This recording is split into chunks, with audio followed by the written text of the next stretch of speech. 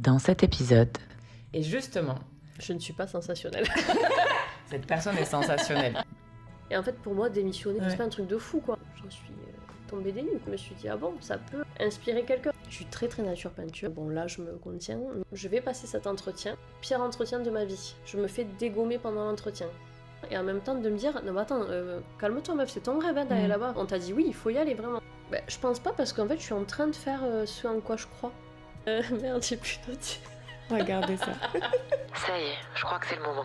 Ah ouais, vraiment? C'est quoi cette histoire de podcast? Ben, c'est sur l'art d'oser. Sérieux? Tu penses vraiment que ça va changer le monde? Tu rêves, pas peur, Ben oui, j'ai peur, et c'est pour ça que j'y vais. Ok, décroche ta ceinture. La Volusio commence maintenant. Go! Tutune, Sacha. bienvenue dans la Volusio. Merci. Je suis super heureuse et touchée qu'on commence ensemble cette aventure. Moi aussi. Le 3e épisode de la Volusio avec Tutune, alias Amandine, C'est moi. une très grande amie. Amandine, bienvenue, comment ça va? Ben, ça va bien, merci. Donc ce matin, plutôt que de partir au boulot en métro, je te propose le temps d'un café entre potes, un voyage vers notre enfant intérieur, tout droit vers ce qu'on n'ose pas faire pour nous rappeler ô combien ça vaut le coup de s'aventurer en dehors de sa chère zone de confort. Alors, prête pour l'aventure? Je suis tout à fait prête. Pour nous mettre à l'aise, j'ai tenu à t'écrire une petite lettre d'amour que voici. Avec Amandine, on s'est d'abord rencontrés à un âge auquel la timidité n'a pas encore tout à fait pris le pas sur la spontanéité. On a ri et gloussé. On s'est croisés, connus, puis retrouvés bien après à l'adolescence, lorsque les complexes et les peurs viennent faire rougir, bégayer et douter d'à peu près tout. Pourtant, on a encore ri et gloussé, énormément, laissant, parfois maladroitement, la place à chacune de s'épanouir et découvrir le monde. Bref, on est devenus amis, très amis, et il me semble que tu ne t'attendais pas vraiment à être la 3e invitée de la Volusio. Car lorsqu'on pense à l'art d'oser, on pense à des histoires hors du commun, des succès grandioses, de la performance, du sensationnel. Et justement, Je ne suis pas sensationnelle. cette personne est sensationnelle. Cette personne est sensationnelle. Et justement, tout le propos de la Volusio se trouve ici. J'aimerais que l'on puisse se rappeler qu'oser c'est précieux et que ça n'est pas pour les autres, pour les gens supposément plus étonnants. Qu'en fait, oser, c'est simplement avoir le courage d'être soi, parfois en observant ses peurs, parfois en se jetant à l'eau, et parfois en autorisant à changer de direction. Et que c'est peut-être ainsi, au lieu de désespérer que le monde change, qu'on finira par bâtir un monde plus sain et épanoui. Donc, cher ami, merci d'être là aujourd'hui, car tu fais donc bel et bien partie de ces personnes qui osent de 1000 façons, et nous allons, si tu le veux bien, découvrir comment. Donc pour commencer, est-ce que tu te considères comme quelqu'un qui ose? Il y a quelques années, j'aurais dit non. J'aurais juste dit que je savais m'écouter, que j'entendais un petit peu des choses se passer en moi et que je me disais que c'était le bon moment de faire telle ou telle chose, mais que je prenais pas de risques en gros. Parce que pour moi, oser, c'était un peu prendre des risques. Et là, j'aurais tendance à répondre que j'ose un peu plus qu'avant, donc on peut dire que oui. Est-ce que tu saurais te décrire, sans dire ton âge, ni d'où tu viens, ni ce que tu fais comme métier dans la vie? Je m'appelle Amandine, alias Tutune. J'aime les gens, j'aime écouter les gens, j'adore passer du temps avec mes amis. Je pense que je suis quelqu'un d'attentive aux autres. Je pense être généreuse, en tout cas avec mes sentiments. J'adore faire du shopping, un peu trop des fois, mais j'adore ça. Non, j'adore les animaux au global, j'aime me balader dans la nature, j'aime vivre. Je pense que je suis quelqu'un qui aime vivre et qui aime profiter des petites choses simples de la vie. Et sinon, tu fais quoi pour payer ton loyer? Ok. À l'heure actuelle, je suis en cours de reconversion. Je peux parler de ce qui m'a amené là? Bien sûr. Ouais. Il y a quelques années, j'arrêtais pas d'entendre en fait autour de moi, dans mon travail principalement et aussi dans mon entourage, des personnes qui me disaient que ça allait pas au travail. Mais constamment, genre il y avait vraiment 9 personnes sur 10 qui me disaient ah ça va pas en ce moment, je suis pas assez bien traitée, je suis pas assez bien payée, pas de bonnes conditions de travail, j'aime pas mes collègues, enfin bref, il y avait rien qui allait quoi concrètement. J'ai tendance à voir le verre à moitié plein, voire totalement plein. Je me suis dit là il y a un souci, il y a pas que moi qui vois le positif dans la vie quand même. On va essayer de faire en sorte que les gens autour de moi se sentent un peu mieux. Du coup, à partir de là, je me suis dit, je vais essayer de, en gros, juste d'aider mes collègues pour commencer, de faire des blagues, parce que je fais plein de blagues. C'est très drôle. Ouais, alors, je sais pas si je suis drôle, mais en tout cas, je fais des blagues. Bon, ça a marché, visiblement. On s'est bien poilé, comme on dit, au travail. Et en fait, je me disais, c'est cool, mes collègues, elles se sentent bien. Moi, j'aimerais bien que les gens des autres bureaux se sentent bien aussi. Donc, j'ai commencé à réfléchir à tout ça. Et je travaillais dans la communication à l'époque. C'était il n'y a pas si longtemps, mais voilà. J'ai travaillé pendant 7 ans dans la communication. Et puis, j'ai fini par me dire, il doit bien y avoir un métier qui existe pour essayer de faire en sorte que les gens se sentent bien au travail, au moins. Et figurez-vous qu'il y en a un. Voilà. Oui, qui a un nom à coucher dehors. Alors, je vais passer le terme de happiness manager parce que tout le monde se moque de moi et pense que en fait, je jette des paillettes sur les gens, ce qui n'est pas mon métier. Et tu leur ramènes des goûters. Donc, je leur ramène des goûters quand on joue au baby-foot. Donc non, c'est pas happiness manager, mais concrètement, il y a la QVCT qui est là pour améliorer les conditions de travail et la qualité de vie au travail. Donc QVCT, qualité de vie et conditions de travail. Donc je me suis dit, on va changer de voie un petit peu et on va mettre la communication, qui était mon métier de base, au service de la qualité de vie au travail. Donc il y a 1 an et demi, je suis partie de mon ancienne entreprise. Je suis partie plutôt bien pour le coup parce que j'avais une dirigeante qui croyait en mon projet, donc qui m'a dit qu'elle m'accompagnerait pour mon départ. Donc ça c'était hyper agréable. Donc je suis partie et là, premier mois un peu compliqué parce que j'avais pas l'habitude de me retrouver sans travailler, clairement. Donc bon, le premier mois était un peu compliqué et puis après je me suis lancée, j'ai cherché des formations. Au début je pensais qu'il fallait que je devienne RH et puis en fait non, j'ai trouvé une formation à la fac. Et là je me suis dit, j'ai le droit de dire mon âge ou toujours pas? Bien sûr. Et là je me suis dit, ouais, à 30 ans tu vas reprendre tes études. Bon, le 30 ans de maintenant c'est l'ancien 40 clairement, parce qu'avant on disait, ouah, t'as repris tes études à 40 ans, maintenant on dit, ouah, t'as repris tes études à 30 ans. Donc, non mais c'est vrai. C'est vrai. Du coup, j'ai repris mes études 1 an à la fac. Du coup, à l'heure actuelle, j'ai terminé donc mon CDD dans le cabinet de conseil il y a quelques semaines.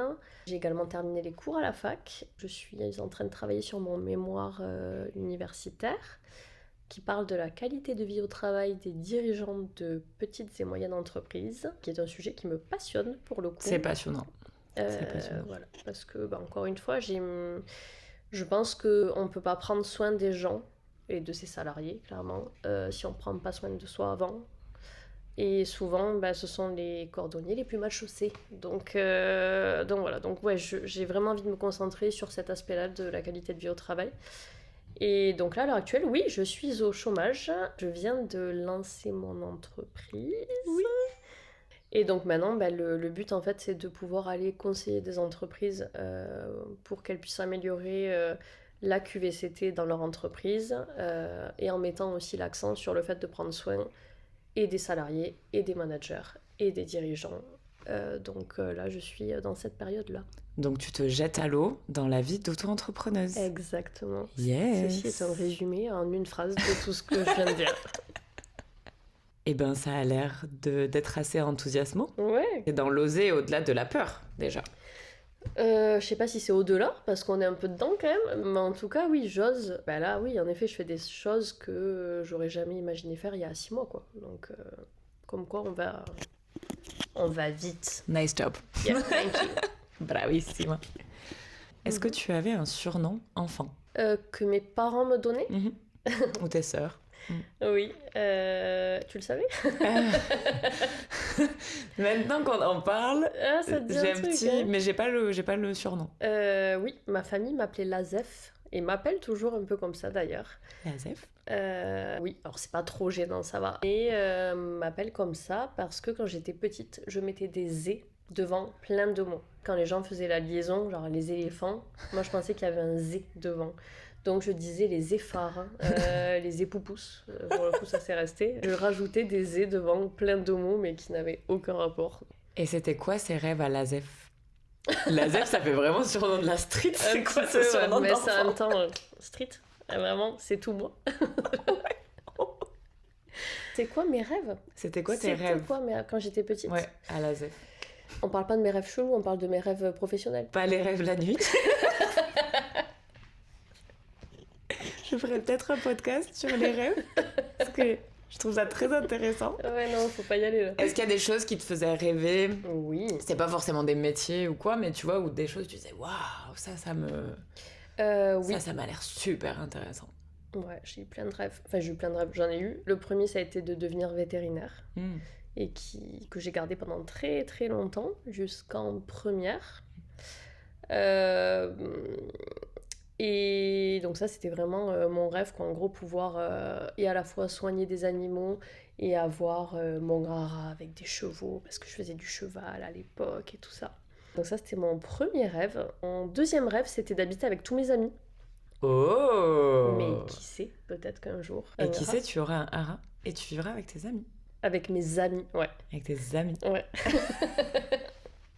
Peut-être, hein. Qui sait. Qui sait.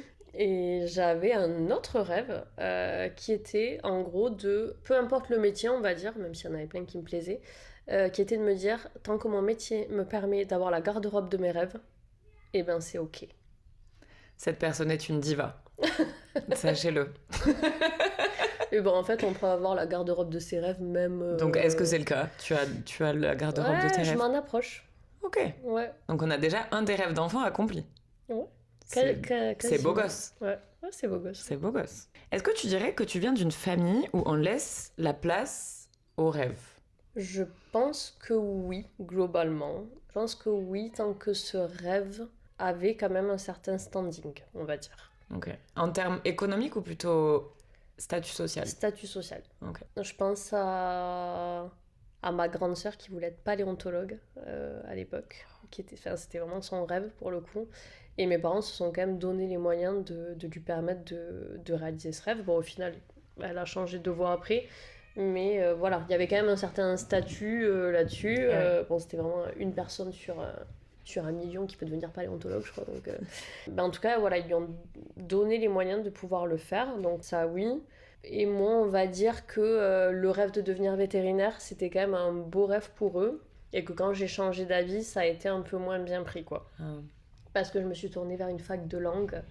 Et que vraiment passer de prépa véto à la fac du Mirail pour apprendre les langues étrangères concrètement, bon, il y a eu une petite descente dans le statut social, quoi. Finalement, tu pars à la fac alors que tu aurais pu faire une prépa et une école vétérinaire. Ouais, c'était plus prestigieux. Ouais, c'est plutôt de faire ça. une prépa et d'être vétérinaire. Oui. Que n'importe quel débouché. Avec les langues étrangères. Ouais, avec les langues étrangères. Concrètement, c'est ça. Mais bon, par contre, voilà, j'ai des parents qui, peu importe les moyens qu'ils avaient, m'ont toujours permis clairement de pouvoir essayer ce que je voulais faire. J'ai pu faire des stages chez des vétérinaires, même en dehors des cours, où je pouvais aller faire des... j'ai fait des gardes de nuit avec des vétérinaires. Ok, oui, donc effectivement, ils t'ont... Voilà, et j'avais 13 ans à l'époque, quoi. Donc, non, c'est... Donc oui, je pense que j'ai une certaine ouverture, une certaine place au rêve, mais si ce rêve aussi coche certaines cases, quoi. Est-ce qu'il y a un endroit, enfant encore, tu te trouvais à ta place, justement ? Où là, vraiment, c'était... Waouh, ça, c'est mon univers. Ouais, mon centre équestre. Pour le coup, je pense que mes parents peuvent les remercier, hein. Ils ont occupé tous mes samedis et mes mercredis après-midi pendant des années. Ouais, c'était un endroit, en fait, où... comme j'étais pas forcément hyper extravagante, hyper sûre de moi et tout, ou que j'exprimais pas trop de choses à l'époque, en fait vraiment l'équitation c'était mon lieu où je pouvais me confier à un cheval, oui. Clairement, hein, ça m'arrivait de parler aux chevaux de mes problèmes perso, quoi. Et où j'avais ce truc où je me sentais pas jugée. C'était vraiment un moment, en gros, où quand je rentrais de l'équitation, genre il y avait plus rien qui importait. J'ai d'ailleurs une petite anecdote là-dessus, si tu veux. J'avais un journal intime à l'époque, et où je notais ma vie. Hein. Donc ma vie quand on a 12 ans se résume à « Aujourd'hui, je suis allée au collège et j'ai trouvé trop beau, machin truc, voilà. » Bon, quand je lis, je me dis en fait j'étais amoureuse toutes les 2 semaines. De toutes l'école.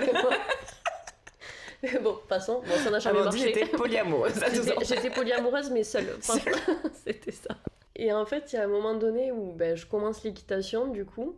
En fait, je parlais quasi uniquement de l'équitation. Donc, il y a un passage dans ce journal intime où, à un moment donné, j'écris « Aujourd'hui... » Bon, désolé, ça va casser l'ambiance, mais après, c'est drôle. « Aujourd'hui, mes parents m'ont appris qu'ils allaient divorcer. » Et genre, la ligne du dessous, c'est « Mais bon, samedi, je monte Héraclès. Donc, en fait, je me dis, waouh, ça m'a clairement aidé à passer des caps et des problèmes de ouf, quoi. Donc bon, ça a même fait rire mes parents au final quand je leur avais dit ça, parce qu'ils m'ont dit, mais en fait, tu tamponnais, quoi, de ce qui se passait autour de toi. Tant que tu montais Héraclès le samedi, il n'y avait pas de galère, quoi. Donc ouais, clairement, visiblement, ça m'a aidé à passer plein de choses. Bah tu vois, comme quoi, je pense que vraiment c'est important d'avoir des endroits où tu te sens toi et où t'es épanoui, etc. Parce que bah, effectivement, le monde autour de toi peut s'effondrer parce que c'est quand même tes parents qui divorcent, tu vois. Et ça te donne une espèce de force, de stabilité intérieure où t'es là, bah c'est ok. Ouais, bah c'est ça. De ça veut pas dire que t'en as pas... Héraclès, quoi. C'est ça, je voilà. monte Héraclès samedi, c'est ok. C'est beau en fait parce que ça te donne vraiment cette espèce de sérénité en fait. Ça veut pas dire que tu n'as pas souffert ensuite de cette séparation. C'était mon refuge. Mais exactement. Donc ouais, non, c'était vraiment mon endroit de refuge. Est-ce que tu dirais que l'ASEF osait des choses que tu n'osais pas aujourd'hui? Ou que c'est plutôt l'inverse? Je dirais bien que la ZEF avec son surnom c'était une badass, mais en vrai pas du tout. Non, quand j'y réfléchis, je pense pas que j'osais à l'époque. Je pense que j'ai vraiment pris confiance en moi, que j'ai osé faire plein de choses en grandissant. J'étais peut-être plus créative, ça oui, à la limite, quand j'étais petite, mais bon, je pense qu'on a tous un peu cette partie d'enfance qui fait ça sur nous. Ou qui est passée à la trappe. Ou qui passe à la trappe en grandissant, du coup. Non, j'osais pas forcément plus. Je pense que c'est même l'inverse. Est-ce qu'elle te trouverait cool aujourd'hui, la petite toi? Si je prends la ZEF, ouais, je pense qu'elle se dirait en vrai, ouais, elle a une garde-robe plutôt chouette, elle a des potes hyper chouettes, elle a un copain très chouette. Oui, je pense que ça pourrait lui faire peur de se dire waouh, elle est un peu dans le flou à certains moments, parce que j'aimais pas trop le flou par contre. Mais ouais, je pense qu'elle pourrait me trouver cool. Par contre, la tutune d'il y a 10 ans, elle me trouverait... elle se dirait what the fuck, quoi. Elle a craqué. Elle te jugerait beaucoup? Elle me jugerait grave. Donc là, toi, de quand t'avais 20 ans? Exactement. Ah, c'est intéressant ça. Ouais. Oui, parce que là, moi, quand j'avais 20 ans, accessoirement, je voulais être directrice marketing chez Vogue. Oui. Donc, en soi, très beau projet, y a pas de souci. Mais bon, le marketing dans la mode et la qualité de vie au travail, à date, j'espère que ce sera pas le cas dans quelques années, mais à date, ça marche pas ensemble, quoi. Ouais, c'est assez antinomique, ouais. Exactement. Peut-être, tu penses que tu aimerais devenir conseillère qualité de vie au travail chez Vogue? Ah, ça pourrait, mais faudra aller à Paris. Dans la mode, ou dans la mode, quoi. Ouais, ça pourrait. Tu pourrais être consultante. Ça peut, tout à fait. Ok, Vogue, si tu nous écoutes. Peut-être d'autres... d'autres institutions dans la mode. Mais c'est vrai qu'on change beaucoup. Ça, je le vois... j'ai plus du tout les mêmes rêves qu'il y a 10 ans, quoi. Et pourtant, il y a 10 ans, c'était il y a pas si longtemps que ça. Ouais, donc, complètement. Bah, c'est beau, c'est l'évolution. On est fait pour ça, je crois.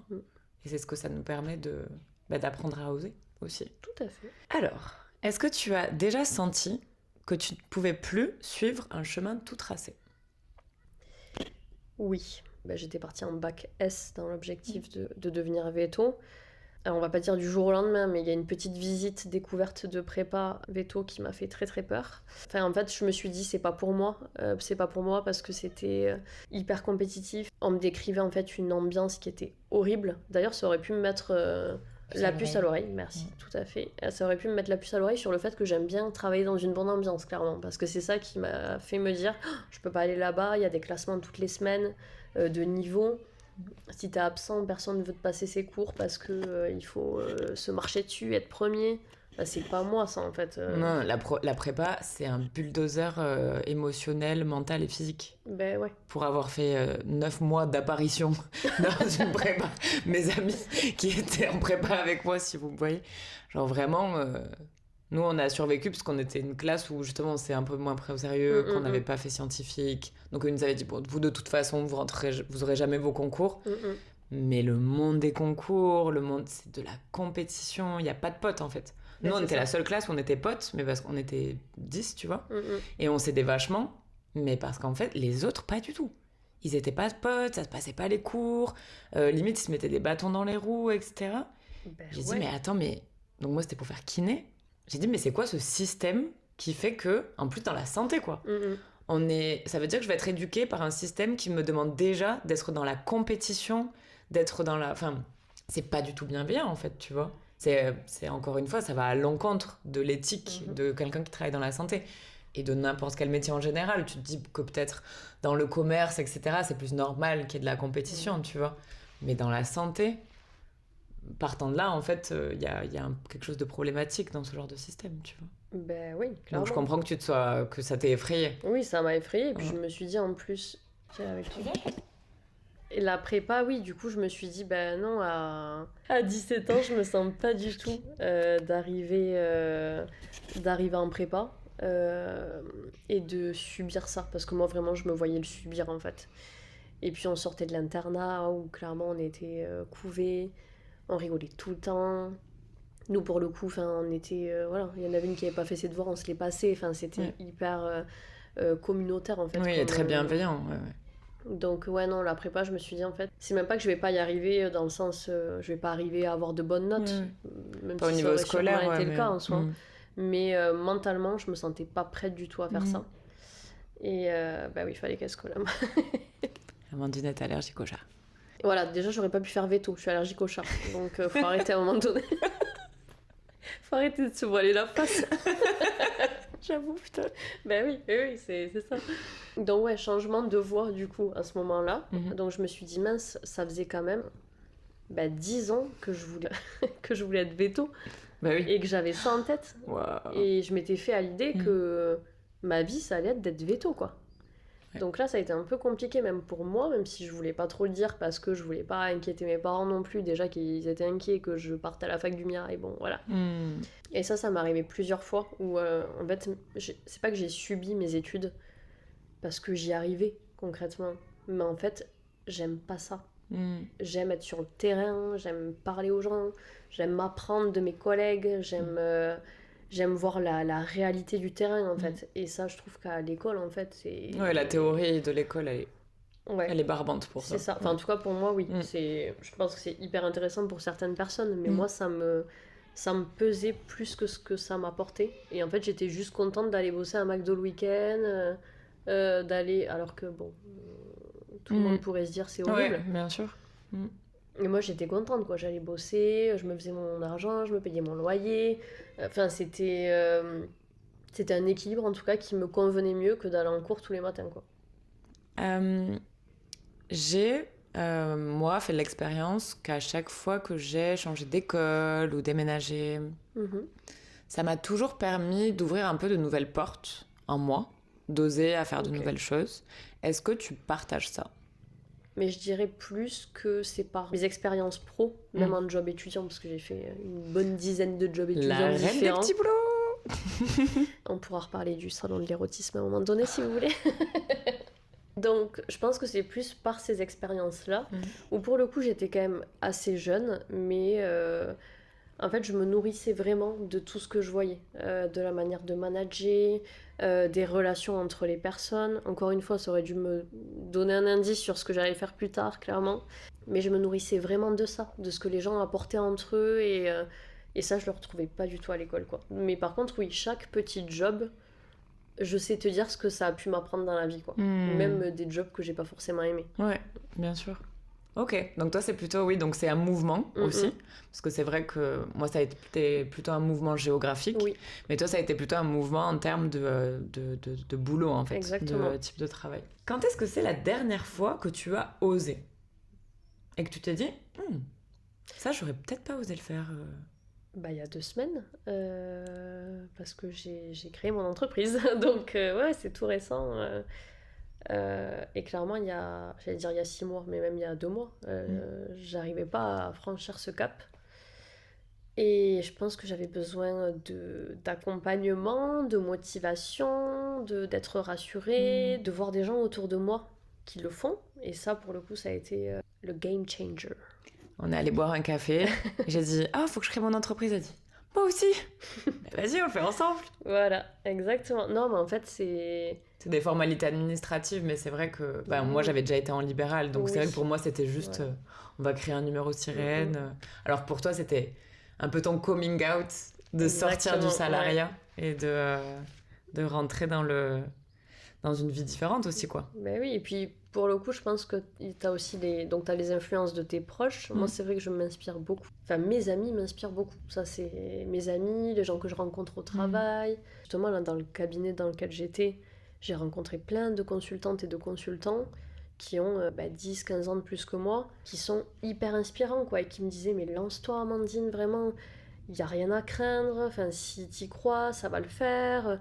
Et en fait, d'avoir ces gens qui, depuis presque un an, me disent quasi quotidiennement, genre, mais Amandine, vas-y, lance-toi, t'es faite pour ça, vraiment, c'est sûr que ça va marcher. Bon, ok, au bout d'un moment, je me suis dit, allez, peut-être qu'ils ont pas tort. Et ouais, je pense que ça dépend clairement des personnes encore, mais moi, sans mon entourage, je pense que j'aurais jamais osé le faire. J'ai besoin, en fait, de voir que d'autres gens arrivent à le faire pour me dire, ah, peut-être que je peux tenter ma chance et... Ouais. Complètement. J'admire les gens qui font ça alors qu'ils ont personne autour d'eux qui leur donne l'exemple, quoi. Pour le coup, j'ai pas une famille qui entreprend. Enfin, j'ai pas d'entrepreneur dans ma famille, moi. J'ai pas d'exemple. Enfin, c'est pas une critique en soi parce que ils ont été très bien dans le salariat. Mais c'est vrai que de pas avoir eu cet exemple, et ben en fait, ça me terrifiait de franchir ce cap, quoi. Et oui, parce qu'en fait, c'est une zone de confort qu'on a créée autour de toi, une zone de sécurité. Exactement. Je contrôle ça c'est bien. Ça me ramène ce confort-là, cette sécurité-là, etc. Le salariat, c'est la sécurité. Le CDI, c'est la sécurité. Exactement. Ce qui est vrai en soi. Enfin, il y a une certaine sécurité. Hein. Et ensuite de dire, ok, je vais faire le pas. Mais je pense qu'il y a, comme tu dis, tu vois, en fait, il n'y a pas forcément besoin que les gens autour de toi fassent exactement ce que tu as peur de faire, en fait. Non. Mais que ça peut être aussi bien tes parents, ta famille qui t'inspirent à oser, ton entourage, mais eux en osant faire des choses où justement aussi ils sortent de leur zone de confort. Et on en parlait avec Jean dans le dernier épisode, et où je disais que je trouve ça citoyen, entre guillemets, tu vois, d'oser faire les choses, même si ça a l'air de petites choses pour les autres ou pour toi, mais qu'en fait, ça entraîne un mouvement autour de toi, un élan qui est ultra inspirant, ultra motivant pour les gens. Ce que toi, tu oses faire, ça va m'inspirer à faire, pas les mêmes choses que toi, mais en fait, ça me dit, bon, ok, ouais, moi, en fait, aussi, tu vois, ça me donne cette force-là. Et parfois, c'est indirect, je vais même pas être consciente que tu m'as poussé à ça, tu vois. Et c'est vraiment cet effet au lieu de vouloir changer les gens, comme on disait, de dire, ok, moi, vers quoi je veux aller. Et du coup, tout simplement et tout naturellement, les gens autour de toi, ça leur donne envie de faire la même chose parce qu'ils te voient épanoui, en fait. Oui. Ou en tout cas de faire ce qu'ils ont peur de faire. Pour le coup, j'ai eu la conversation avec une amie il y a pas longtemps. Moi, j'ai toujours ce truc de me dire, les autres m'inspirent, les autres me nourrissent. Mais j'avais jamais eu l'autre aspect, l'autre facette de l'inspiration où je me disais que moi, je pouvais inspirer d'autres personnes. Et je le voyais pas du tout. Et la dernière fois, il y a une amie qui m'a dit, mais tu sais, Amandine, moi, je t'admire pour avoir osé démissionner. Et en fait, pour moi, démissionner, c'est rien. Mais c'est pas un truc de fou, quoi. C'est juste que je me sentais pas bien et que j'avais envie d'autre chose. Donc, pour moi, en fait, il y avait pas d'histoire d'oser. C'était la suite logique au fait que je me sente pas bien. Et elle m'a dit, mais moi, j'ose pas, quoi. J'ose pas. Et je trouve que c'est hyper courageux ce que t'as fait. Et bon, j'en suis tombée des nues, quoi. Je me suis dit, ah bon, ça peut donc inspirer quelqu'un. Alors que moi, en effet, c'était naturel pour moi de me dire, ça va pas, je m'en vais, c'est comme ça. Y a pas exactement. Donc c'est hyper chouette aussi de te dire que même avec des choses qui, toi, te semblent simples ou naturelles, et ben en fait, ça peut aider d'autres personnes, quoi. Ouais, et c'est toujours dans les deux sens. Ouais. C'est ma sœur qui me rappelle souvent ça, Laura, qui me dit, mais si toi, toute la beauté que tu vois dans les autres, cette inspiration, etc., c'est que tu la dégages aussi, en fait. Et je trouve que c'est beau de se rappeler ça. Grave. Et je pense qu'elle a énormément raison, comme très souvent. Merci Laura. Merci Laura. Je parle d'elle dans tous les épisodes. Oui, et parce qu'elle t'inspire. C'est ma star. Trop hâte de faire l'épisode avec Laura aussi. Et vraiment, ouais, je trouve que ça remet un peu tout au centre plutôt que de mettre les autres sur un piédestal aussi. À dire, waouh, mais les autres sont tellement inspirants. Mais toi aussi, en fait. Si t'es entouré de personnes inspirantes, c'est que tu l'es également. D'apprendre à voir aussi toutes les petites choses toutes les petites graines que tu plantes chez les autres en fait. Je prends. Merci. Te quiero. También. Quelque chose que tu as vécu, une expérience, un événement qui, dans ta vie de tous les jours, te donne le courage d'oser. De dire vas-y en fait. Ok, c'est le moment un peu triste. C'est bien. Dans les 2 épisodes précédents, on est passé par ce moment. Ok. C'est triste, mais c'est important. Ouais. On n'est pas obligé de parler de ça. Oui. Mais... Tout à fait. Mais pour le coup, c'est vraiment ça, je pense, qui m'a fait prendre conscience de plein de choses. Donc, vous l'aurez compris, on est un peu tous amis. Hein, là. Les premiers invités, là, c'est un peu le même groupe On n'est d'amis. pas consanguins, mais on est tous amis. On a perdu 2 amis proches sur les dernières années. Et des parents d'amis. Enfin bref, on a perdu pas mal de monde, quoi. Ça a été très difficile. Et à la fois, parce que c'était des personnes jeunes, clairement. Et à la fois, c'était les personnes, je pense, dans notre entourage qui profitaient le plus de la vie. Ouais. Et ça, moi, pour le coup, ça m'a fait mettre en perspective plein de choses. En me disant que, eux, ils avaient osé. Enfin, ils ont fait plein de choses dans leur vie, alors qu'ils ont eu une vie plus courte, clairement. Et c'est là où je me suis dit, mais attends... on ne sait pas quand la vie s'arrête, et je suis pas du tout du genre à dire one life. Ouais, épicurienne. Voilà, claque tout ton argent, vends tout, pars à l'autre bout du monde. Je suis pas du tout comme ça pour le coup. Mais je pense que j'ai eu une certaine forme de relâchement et de sérénité en fait qui s'est installée avec ça, où j'ai commencé à me rendre compte de tous les petits bonheurs que la vie peut t'apporter. Et ça, c'est quelque chose que j'avais pas forcément avant. Et en fait, je me suis rendu compte que, genre, boire un bon café, par exemple, c'est d'actualité, c'est un plaisir simple de la vie. Et en fait, si tu kiffes le moment présent, et en fait, tu te rends compte que tu vis plein de choses qui sont trop bien, quoi. Ouais. Et alors, déjà que je voyais le verre à moitié plein, maintenant, je pense que je le vois vraiment plein. Le verre est plein. Il déborde même, des fois.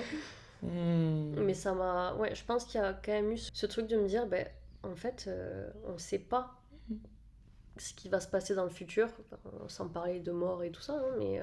Oui, bien sûr. Ça peut être n'importe quoi. Des changements brutaux. Mais en fait, du moment que je me rends compte qu'il y a quelque chose qui va pas, ou que je suis pas heureuse, ou que je suis pas épanouie, en fait, je vais pas attendre, quoi. Et ça m'a permis d'oser. Ça m'a permis de me dire, en fait, je vais pas attendre de dire, ça fait 2 ans que je me sens mal pour partir. Je vais dire, là, ok. Là, ça fait quelques fois que ça tourne en moi, que je me dis, il y a un truc qui va pas, je suis pas épanouie, il me manque quelque chose. Je fais le point. Alors, je fais beaucoup le point dans ma tête. Hein. Là, pour le coup, je parle beaucoup toute seule. Des réunions. Je me fais des petites réunions. J'adore. J'ai un meeting dans 1 heure, d'ailleurs. Il va falloir couper. Et en fait, je me dis... À chaque fois, je me dis, vas-y, là, t'es comment ? Sur une échelle sur 10, par exemple, tu te sens heureuse à combien ? Tu penses que c'est dû à quoi ? Et en fait, les 3 quarts du temps, quand je commence à ressentir quelque chose qui me dérange un peu, sans trop savoir l'expliquer, qui gratte, c'est que j'ai un changement à faire. Wow.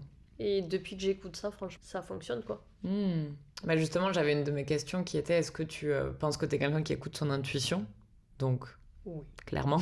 Je sais pas comment l'appeler en fait. Moi, il y a toujours cette question où, si tu pars dans des choses un peu plus loin, on va te dire c'est tes anges qui te parlent ou des messages de l'univers. Et je suis pas forcément dans ce.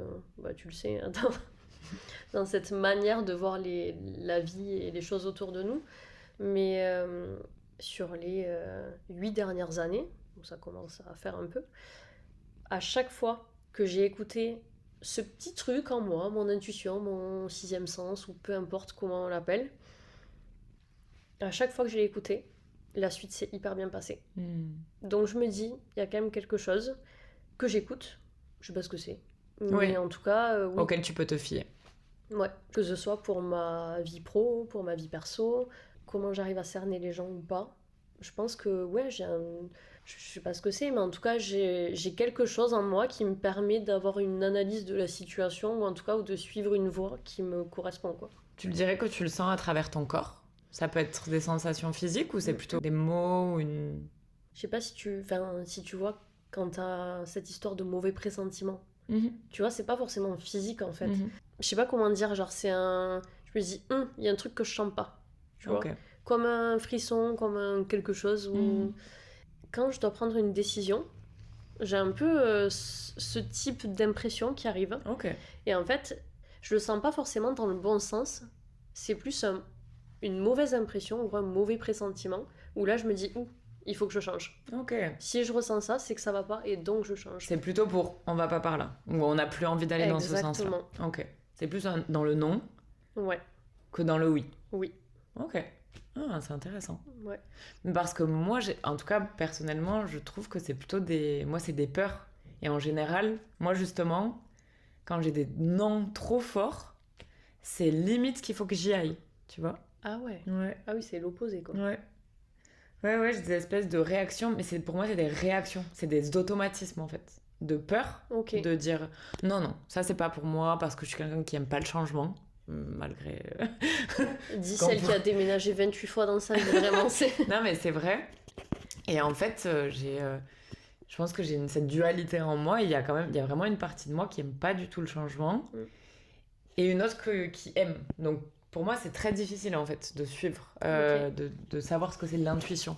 Donc, je pense que c'est un des grands thèmes que j'ai dans la Volusio, tu vois. Ouais. C'est un peu de comprendre quelle est la boussole intérieure de chacun. Je pense qu'elle peut être très différente, mais que parfois, on peut être très influencé par des peurs, mais qui te font croire que tu ne dois pas emprunter ce chemin. Oui. Alors que moi, après, il y a des chemins que j'emprunte et je suis là. Mais si, tu vois. Mais si, et j'ai bien fait, et waouh, tout ce que ça m'a apporté, etc., tu vois. Oui, je vois. Alors pour le coup, moi, tu vois, ça va pas se manifester de la même manière. Ok. Une peur, ça va plutôt être quelque chose qui va mouliner dans mon cerveau. Si je vois que ça mouline... La rumination, ok. Voilà. Et à un moment donné, je me dis, oula, pose-toi un peu. Si ça fait que mouliner, c'est que soit t'es pas prête, soit t'as une peur comme l'histoire de monter sa boîte, quoi. Ça, c'est... Oui. Par contre, quand vraiment il faut que je le fasse, je sens qu'il y a quelque chose, quoi.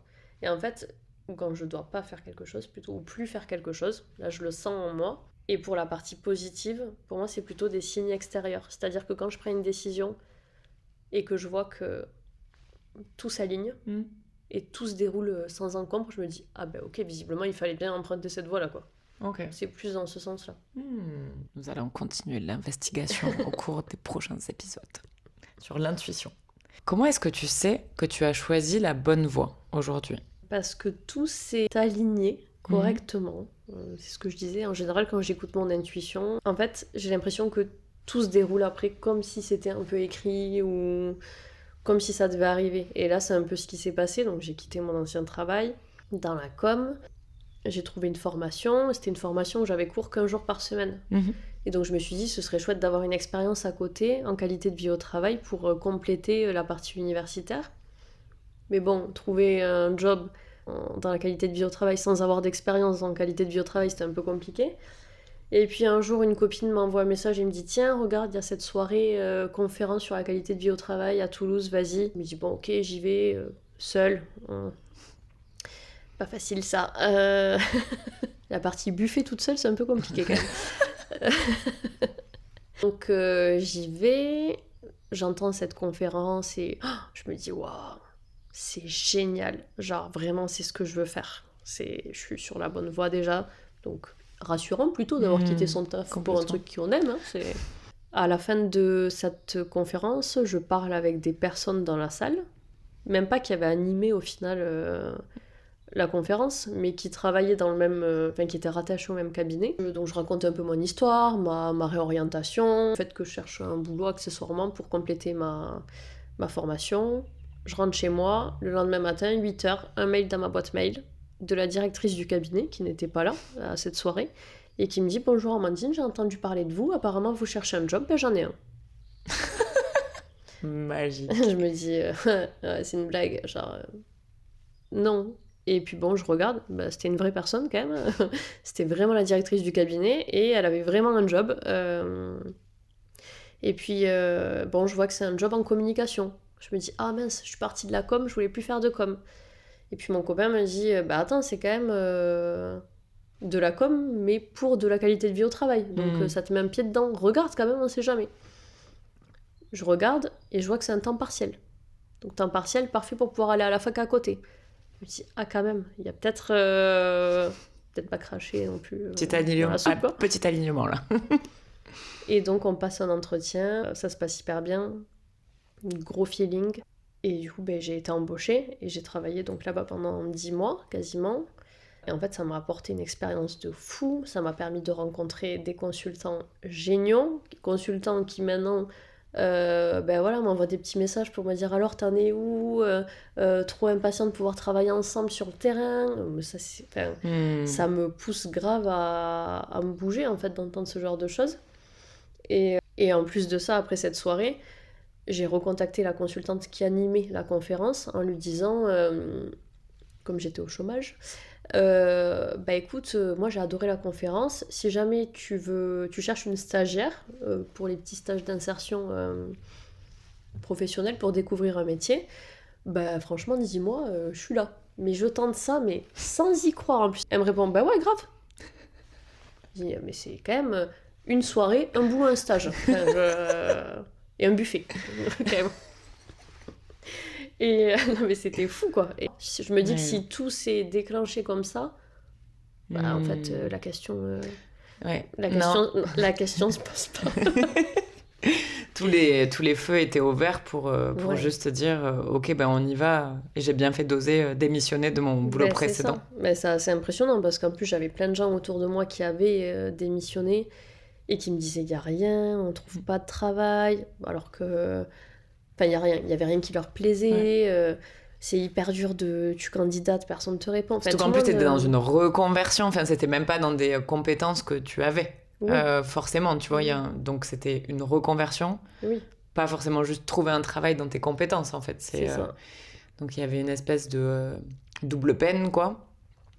Et dans un secteur qui n'est pas du tout pour l'instant développé, exactement. Où clairement il y a une offre tous les 6 mois qui sort, quoi. C'est donc il y a vraiment eu ce truc. Donc c'est triplement impressionnant.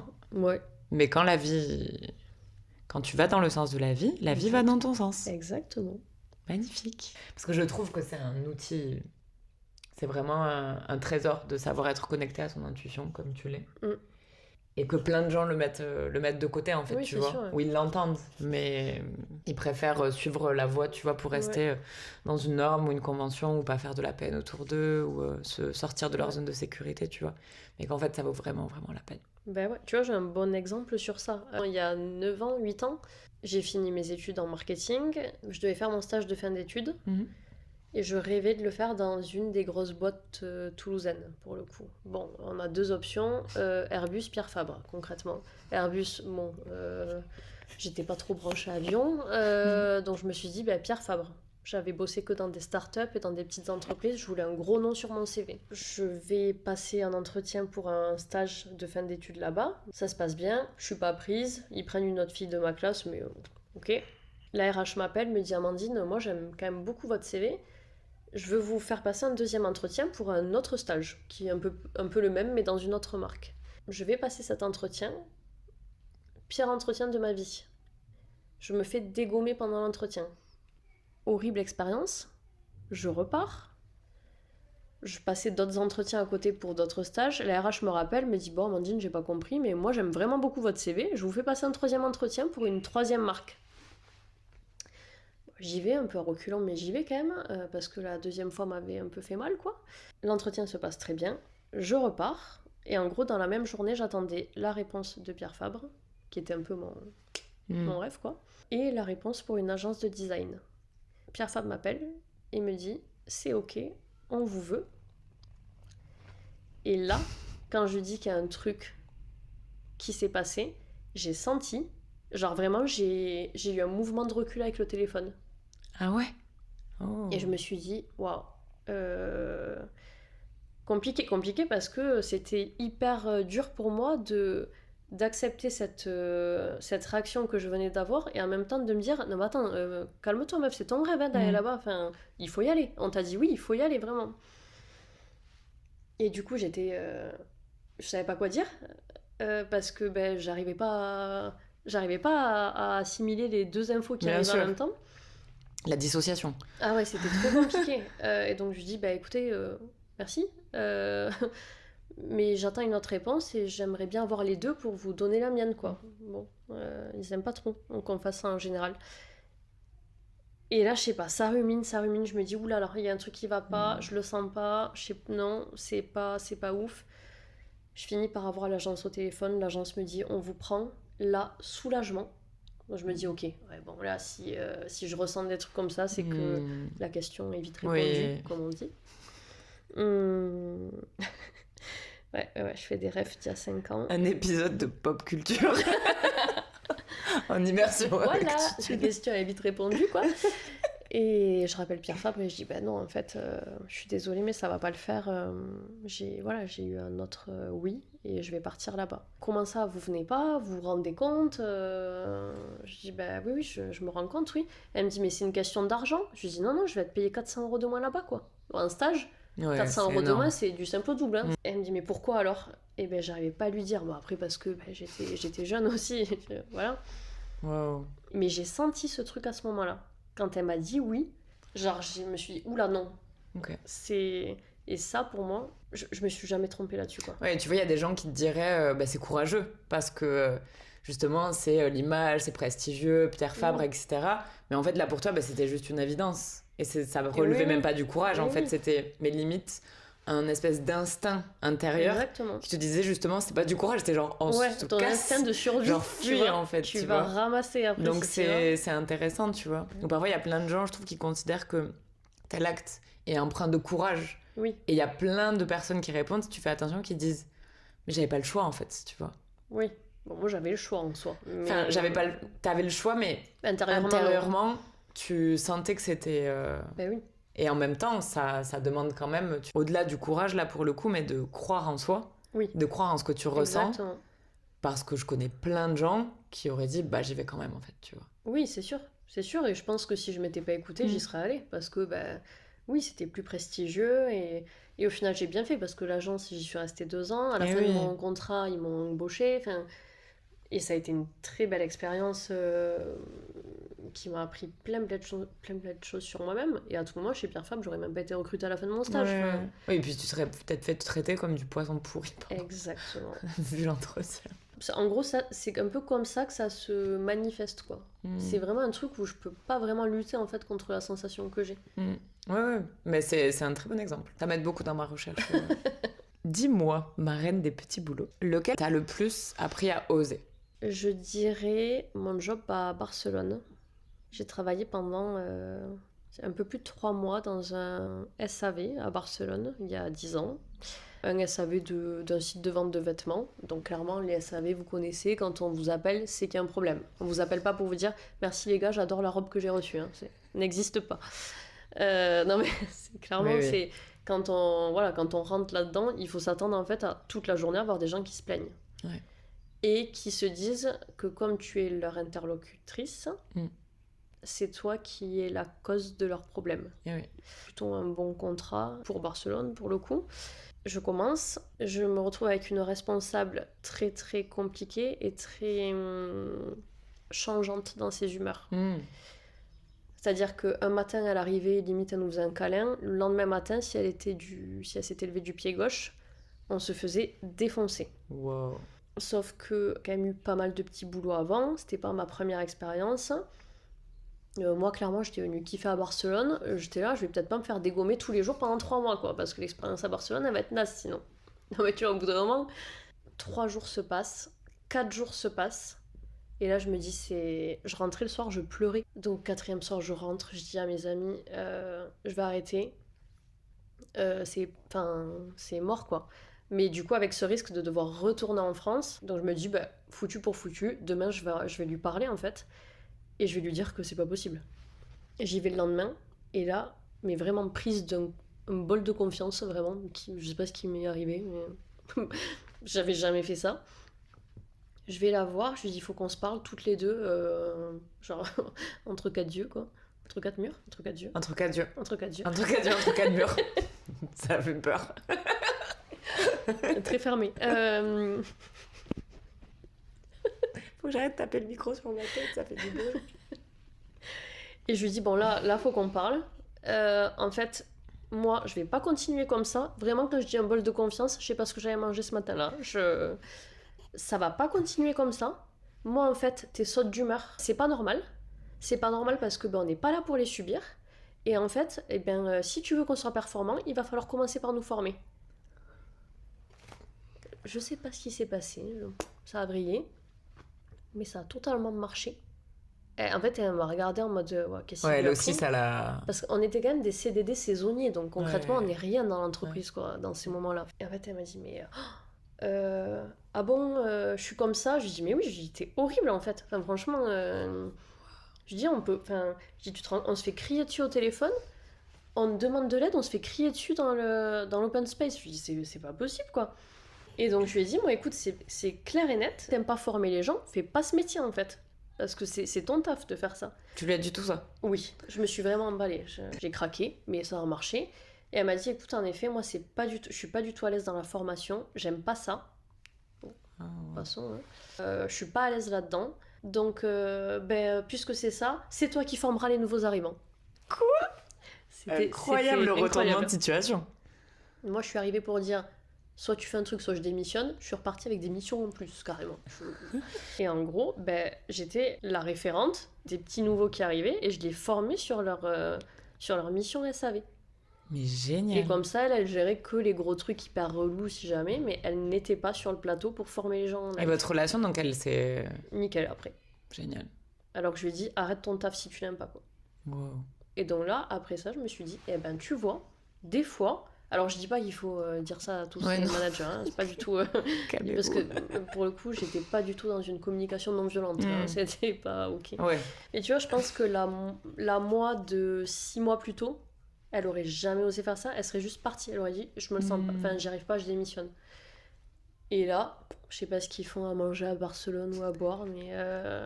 bol de confiance, quoi. Un vermouth, un pan con tomate, et vas-y, je vais engueuler ma supérieure. Incroyable. Una copa di cava et... La rébellion. Et en fait, non, et en fait, depuis ce moment, et je me dis, maintenant, alors, j'agresse pas les gens, hein, vraiment, je suis une grande calme. Oui. Voilà. Depuis ce moment-là, quand j'ai un truc à dire et quand je sens que ça peut faire avancer le schmilblick, je le dis. Je le dis avec tact, avec calme. Par contre, je le dis. Oui. Et en fait, depuis que je fais ça, même au boulot ou même dans ma vie privée, ça roule, mais 100 fois mieux. Ça change la vie, la communication. Ouais. Et Dieu sait que ça demande du courage. Mais là, je suis d'accord. Plus on le pratique, plus c'est évident, en fait. Ouais. Et je sais que moi, c'est des choses aussi, autant dans plus dans ma vie perso, peut-être parce que j'ai moins vécu la vie en entreprise. En entreprise, je pense que j'osais plus ouvrir ma bouche qu'en perso. Parce qu'avec mes amis, mes proches, tu vois, c'est je veux que... voilà. Il y avait quelque chose de plus... Et je pense que j'osais pas vraiment.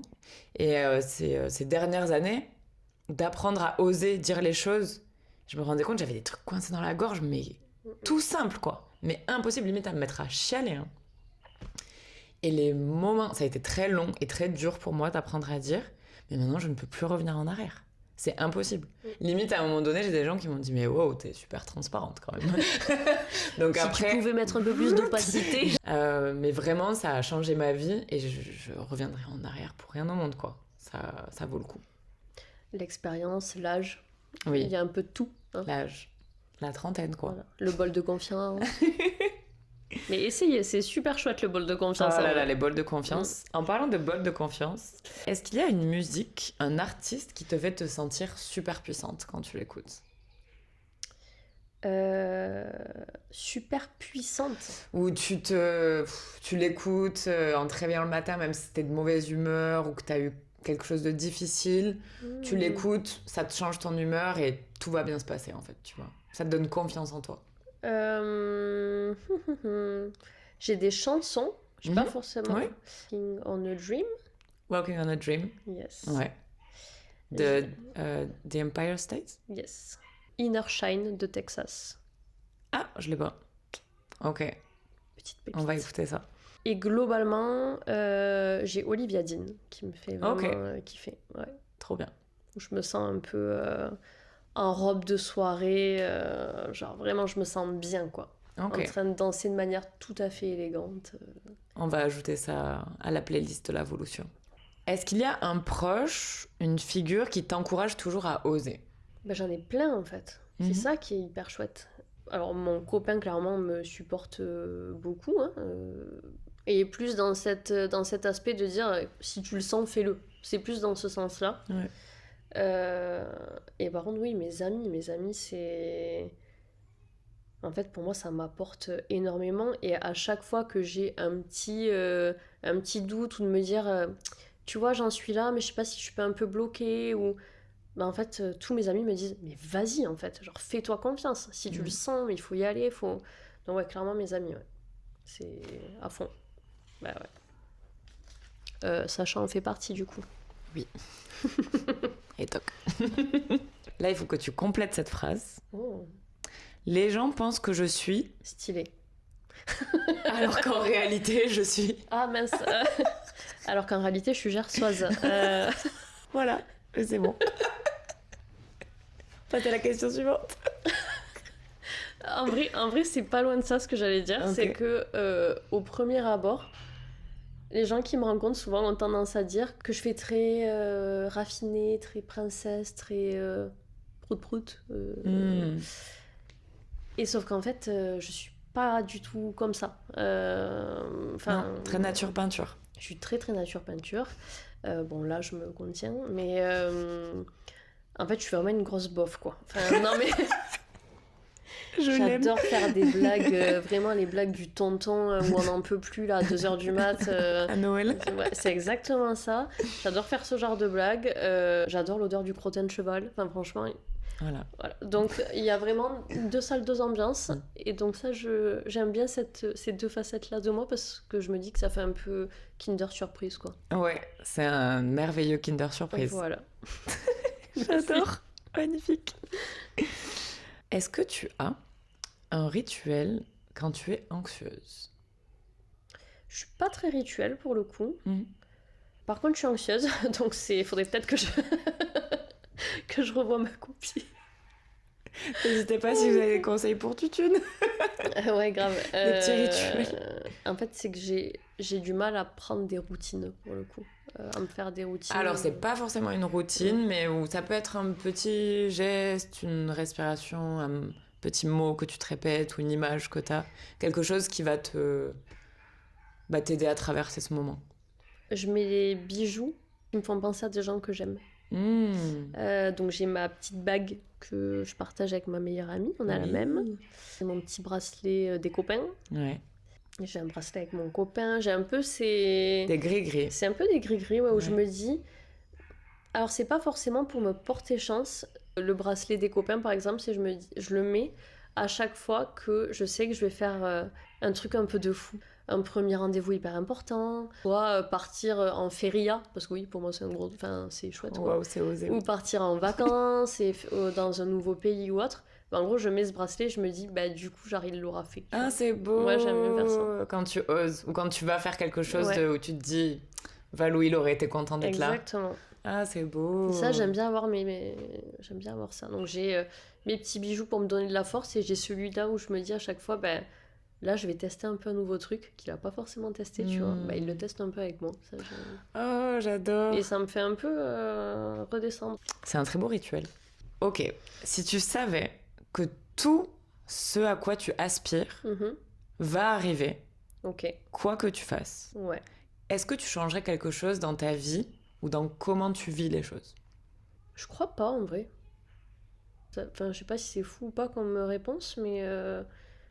je pense pas parce qu'en fait je suis en train de faire ce en quoi je crois.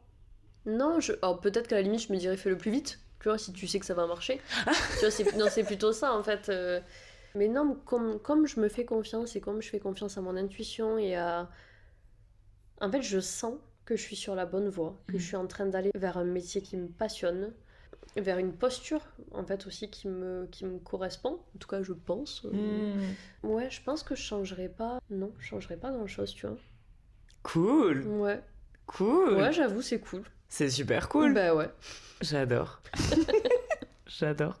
Est-ce que tu trouves que c'est plus osé de se montrer sûr de soi devant ses proches ou devant des inconnus. C'est plus dur avec des proches. Mm. Pour moi. En fait, il y a 2 aspects. C'est que, dans un sens, je pense que j'ai pas besoin de faire la forte devant mes proches parce qu'en fait, ils me jugent pas. Et en fait, peu importe comment je suis, je sais qu'ils m'aiment, qu'ils m'accompagnent, peu importe comment je vais être en fait. Donc, il y a un aspect où je me dis, j'ai pas besoin en fait. Et d'un autre côté, ils m'ont tellement connue sans forcément que je le fasse que du coup, maintenant, j'ai un peu peur de le faire. Ouais, Tu c'est vois, ça. il y a un peu les deux. Ouais. Il y a il y a un peu la double cara, la double face. Tout à fait. Parce qu'effectivement, c'est intéressant cette idée de la vulnérabilité, qu'on se montre plus vulnérable. Mais je trouve qu'il y a parfois aussi, ça peut être teinté un peu avec les proches de... t'as pas envie de te la péter en fait, tu vois. Alors qu'en fait, s'affirmer, ça veut pas dire faire le fort ou la forte, tu vois. Oui. S'affirmer, c'est juste, bah non, j'ai pas envie de faire ça, tu vois. De dire, bah non, ça, j'ai pas trop envie. Alors oui, bien sûr, il y a toujours à un moment donné, il faut trouver un consensus. Ou justement, parfois, je trouve avec les personnes proches, peut-être pas les plus proches, parce que moi, je m'autorise énormément, par exemple, avec mes parents, à être très, non, ça, j'ai pas envie de le faire, ça, j'ai envie de le faire, etc.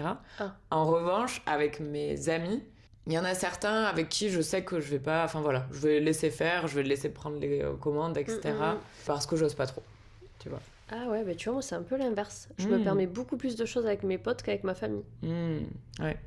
Ah, c'est marrant. Ouais. En fait, j'ai plus peur de décevoir ma famille que mes amis. Parce que mes amis, je pense pas que je puisse les décevoir. Tu vois, c'est un peu particulier. Alors que... En fait, j'ai l'impression que mes amis n'ont pas d'attente envers moi. On en parlait de la fameuse dette qu'on peut créer.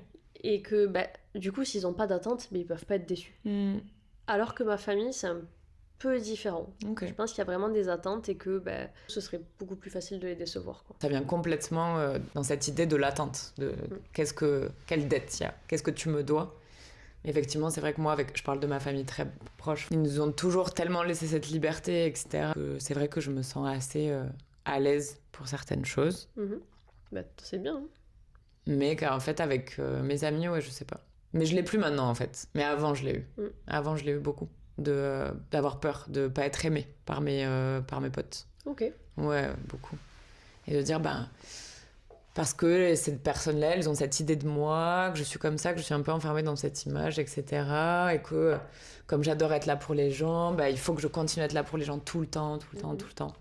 Et parfois, je pense que c'est des dettes qu'on se crée tout seul, tu vois. Et puis, en plus, on t'aime, quoi. Oui. Aujourd'hui, c'est quoi tes rêves, Tutune ? Je pense que j'ai quand même un rêve professionnel qui est assez important dans ma vie, qui prend de la place en tout cas.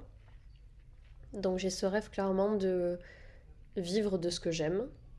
Et ce que j'aime, c'est faire en sorte que les gens se sentent bien au travail, pour le coup. Et en fait, c'est un grand rêve, parce que pour moi, ce rêve, il est un peu plus grand que juste moi. C'est un rêve de se dire que j'ai envie que tous les Français soient heureux au travail. Bon là... Tutune président. Donc on n'est pas. D'ici déjà à mon échelle, j'arrive à voir que je crée du changement positif.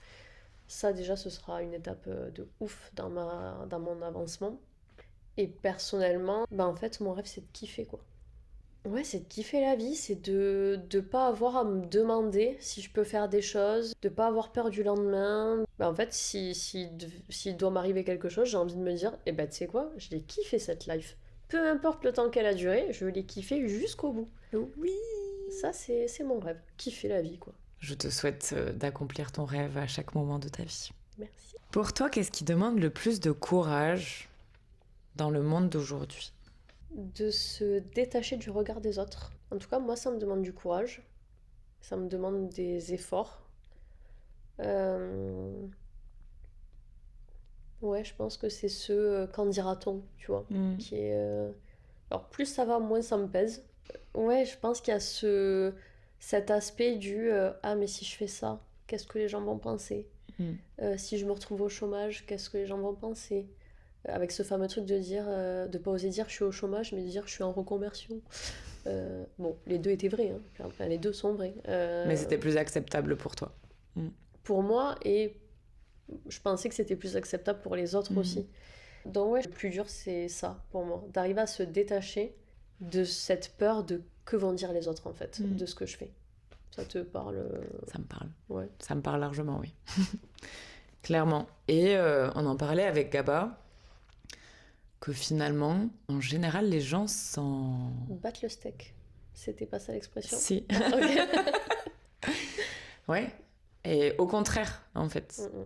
Et qu'après, in fine, les gens que ça dérange, c'est que ça a besoin de provoquer des choses en eux. Exactement. En fait. Ouais. Et tant mieux pour eux. Tu vois, que ce soit tes parents, que ce soit des gens loin, que ce soit des gens qui aient la rage alors que tu sais même pas qui c'est, tu vois. Ouais. Ben en fait, ça provoque des choses en eux parce qu'ils sont pas capables d'aller au-delà de ça. La grande théorie du miroir de ma sœur, tu vois, où s'il y a quelque chose qui t'agace au possible, c'est que en fait, il y a quelque chose que t'acceptes pas en toi. Je trouve ça tellement sage, encore une fois, de dire si tu as peur du regard des autres, c'est parce que toi, tu te juges énormément. Et ça, de toujours revenir à soi, c'est pas égoïste. En fait, au contraire, c'est très intelligent, je trouve.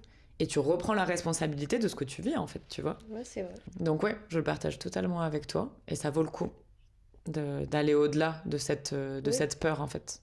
Et puis, tu vois, je m'en suis rendu compte là, quand j'étais dans une période un peu de flou. Pas forcément de flou... professionnelle, mais comme j'étais un peu entre deux, entre la fac, entre un temps partiel, entre la création de l'entreprise, en fait, c'était plus du mouvement que du flou. Et en fait, ça stressait plus les gens autour de moi que moi. Ouais. J'avais plein de... T'es sûr, c'est pas trop tôt? T'es sûr que c'est la bonne décision? Alors que moi, j'étais pas du tout stressée, quoi. Ouais. Parce que je crois que je vais là où je dois aller, en fait. Et donc j'ai fini par me dire, mais il y a un truc là, pourquoi les gens s'inquiètent plus pour moi que moi?